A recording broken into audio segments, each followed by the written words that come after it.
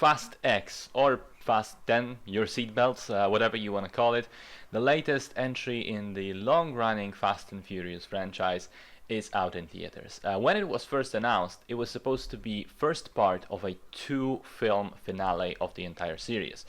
But now Vin Diesel is saying maybe it's the first part of 2, maybe it's the first part of 3, who knows. My money is on them just continuing to make these movies forever. Anyway, the story this time around features the family fighting against Aquaman Jason Momoa, who comes back from the past for revenge for the crew killing his father all the way back in part 5. And he is of course so powerful that to defeat him, the family will need all the cars they can get, all the guns they can get, all the previously dead, now coming back to life members of the family, and of course former villains who each time get reformed and end up joining the family.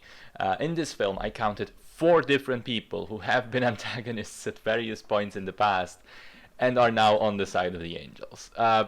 So a common criticism I sometimes see online, and even talking to people in person, especially people who don't really watch those movies, is that the franchise is too unrealistic, that it's too over the top, that the plot is stupid, the dialogue is dumb, etc., etc.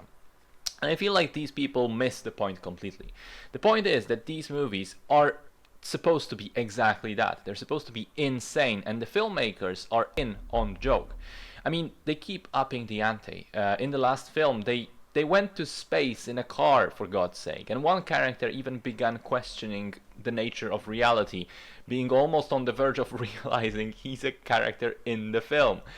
And this time around we have Vin Diesel saving Vatican and Catholicism with a Dodge Charger, and that's just Act 1. That happens in the first 20 minutes of the film. So things being absurd this way, and just way over the top, it is to be expected, it is to be cherished. And in fact, I describe the franchise as having grown, because it wasn't that at the beginning, but by now it's grown into a live-action shonen anime. Think about it. Various characters have superpowers, related to cars in this case. They go on increasingly ridiculous missions to save the world, and each time the villain becomes a friend at the end. It's like Naruto or Dragon Ball, and there's nothing wrong with that. If you treat these movies as the tongue-in-cheek, dumb fun films, they really are entertaining. So how does Fast X come into all of this? Well, I have to say, after the previous 2 films, 2 or 3, I was a bit disappointed with number 10. Because on the one hand, there is still stuff that works. The action, as I said, is just pure nonsense in the best way possible. The laws of physics are thrown to the wind. Nobody cares that this wouldn't happen. It's a cartoon.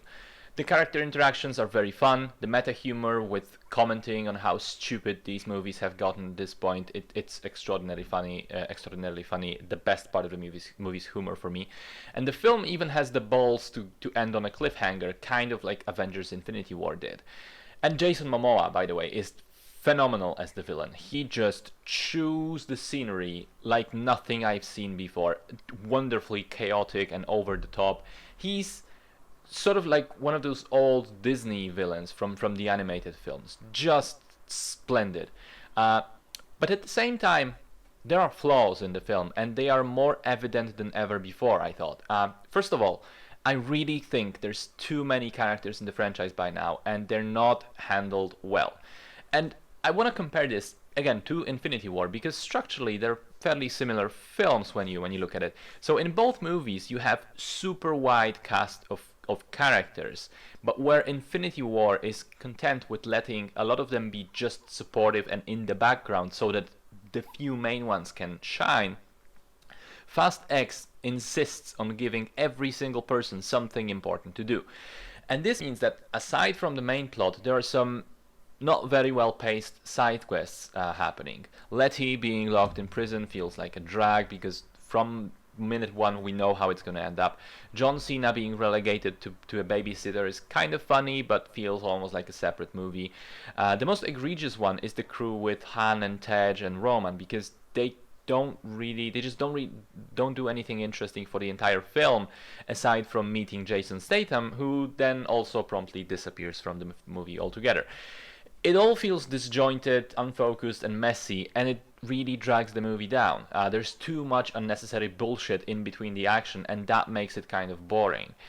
Secondly, though, while everyone seems to be perfectly aware of what kind of movie they're in and they're having a blast with it, Vin Diesel behaves as if he's acting in a serious Shakespeare play.